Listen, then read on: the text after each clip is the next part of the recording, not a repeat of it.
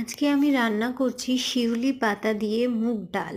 আগে থেকে সেদ্ধ করে রেখেছি মুগ ডালটাকে লবণ হলুদ আর একটু কাঁচা লঙ্কা দিয়ে। এবার শিউলি পাতাটাকে কি করলাম, ধুয়ে নিয়েছি, তারপরে সাদা তেল ঘি সর্ষে ফোড়ন দিয়ে শিউলি পাতাটাকে ভাজছি। এই শিউলি পাতা এই সময়টা খুব উপকারী, সংক্রমণের হাত থেকে আমাদের ইমিউনিটিটাকে বুস্ট আপ করে। আর এই সময় বাচ্চাদের সর্দি কাশি জ্বর লেগেই থাকে। সিজন চেঞ্জ হচ্ছে, গরমেরও না ভাব আছে, ঠান্ডারও ভাব আছে। এইবার আমি মুগ ডালটা আগে থেকে যেটা সেদ্ধ করে রেখেছিলাম লবণ হলুদ লঙ্কা দিয়ে, সেটা এবার ঢেলে দিলাম।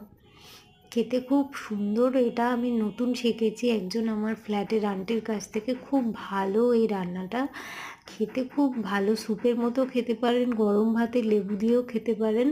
এই হয়ে গেল তৈরি আমার শিউলি পাতা দিয়ে মুগ ডাল। কিচ্ছু না, কয়েকটা